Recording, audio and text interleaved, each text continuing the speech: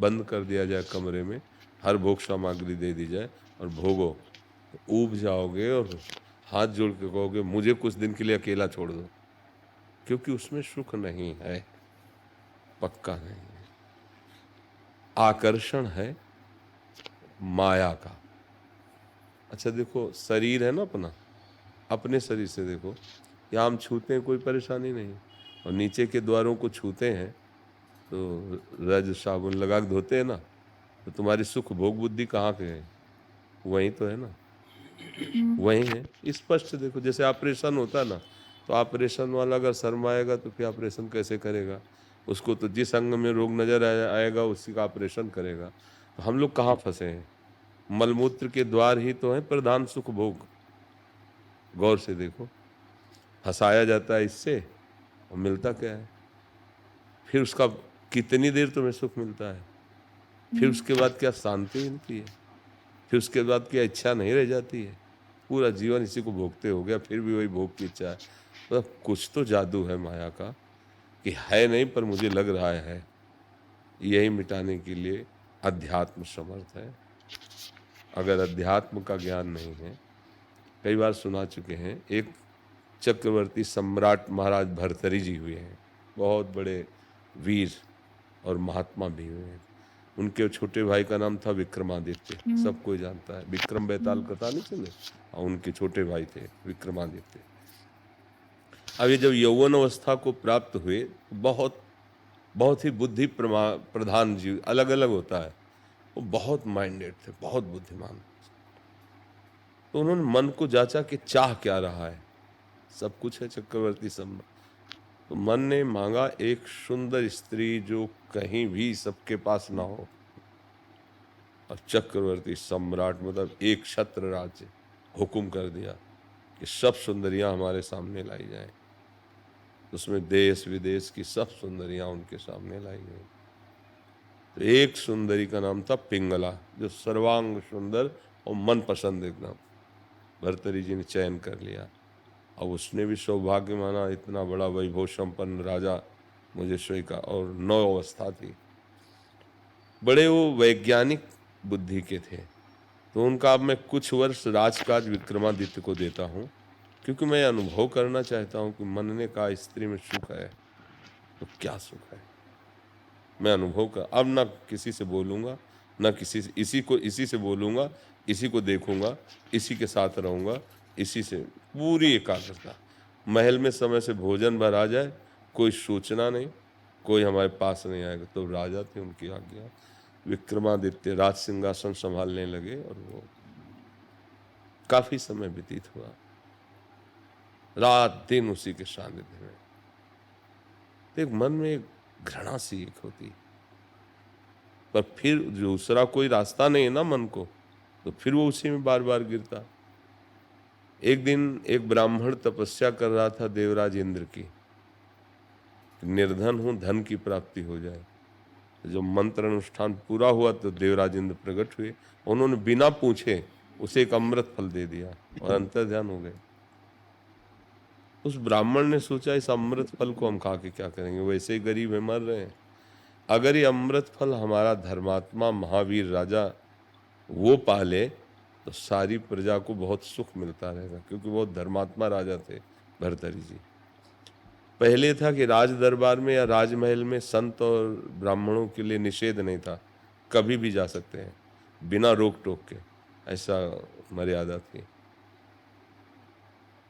मंत्री ने सूचना दी कोई ब्राह्मण पधारे हैं, प्रभु आपसे मिलना चाहते हैं, बहुत वर्षों के बाद महल में। तो उनका अवश्य स्वागत है, उनको बुलाओ। बुलाया, प्रणाम किया, आज्ञा कीजिए। उनका मैंने मंत्र जब किया था धन के लिए, तो धन तो दिया नहीं, और देवराज इंद्र ने अमृत फल दिया है, इसे जो पाएगा वो अमर हो जाएगा। तो मैं दरिद्र अमर नहीं होना चाहता हूँ, आप हमारे धर्मात्मा राजा हैं, आप पाएं और आप अमर हो जाएं, और मुझे कुछ धन दिला दीजिए। तो उनका कुछ नहीं, आदेश किया जितना इनको जब जरूरत पड़े बराबर देते रहिए, अब तुम्हें किसी से मांगना नहीं पड़ेगा, क्योंकि मंत्र अनुष्ठान था ना, तो धन तो मिलेगा ही।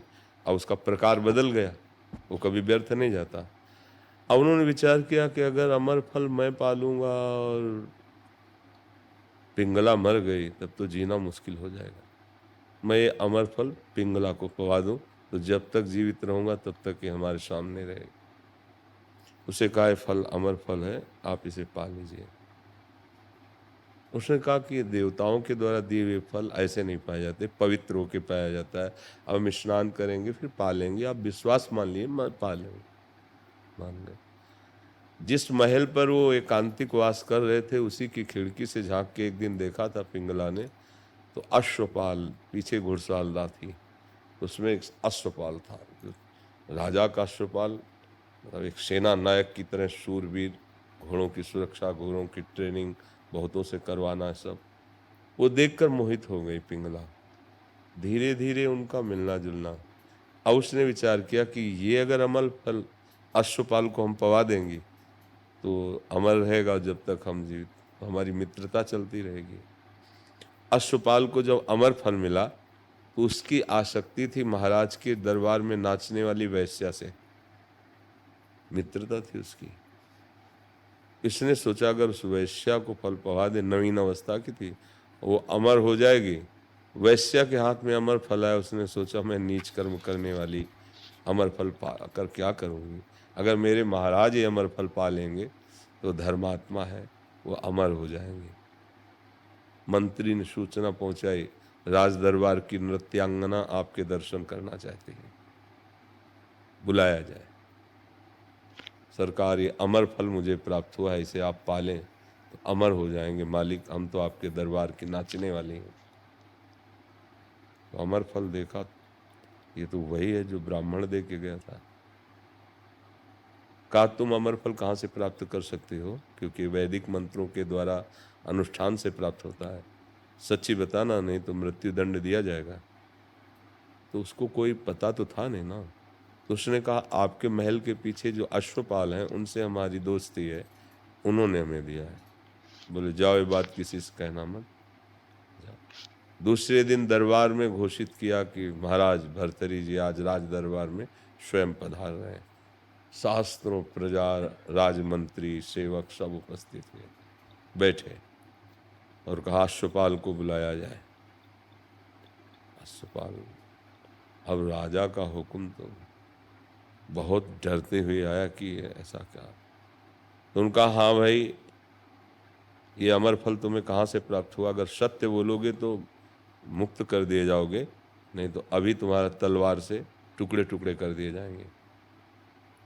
कैसे बोले, अब ये कैसे बोले कि रानी ने, अब अगर नहीं बोलता है तो मारा जाएगा। तो उसने कहा सरकार प्राण रक्षा की जाए, महारानी पिंगला ने मुझे ये दिया है, चल एकांत में हो जाओ। पिंगला को बुलाया तो आकर सिंहासन पर बैठने, बोले नहीं, सभा में खड़े हो। देखो भाई सभासदों, हमारे देश के ब्राह्मण ने एक अमर फल दिया था और वो सत्य है, उसके खाने से व्यक्ति अमर हो जाता है। मैं तलवार से इस पर प्रहार करूंगा लेकिन ये पिंगला मरेगी नहीं, क्योंकि इसने अमर फल पाया है। और खींची तलवार, जे ही प्रार्थ, नहीं महाराज, नहीं महाराज। वह क्यों, तुम्हें संशय है क्या ब्राह्मणों के तप और